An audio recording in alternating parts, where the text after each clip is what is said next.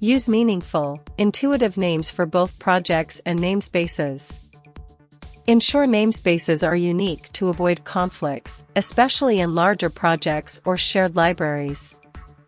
Avoid long or overly complicated names.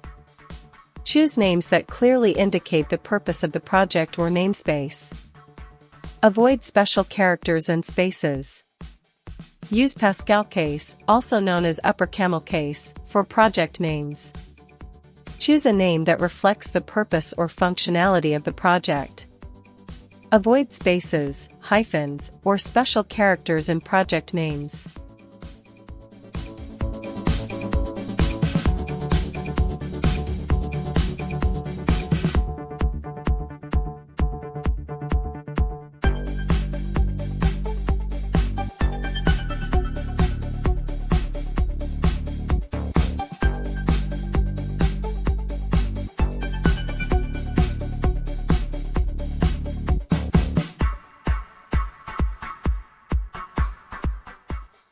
Use dots to separate logical layers in the namespace.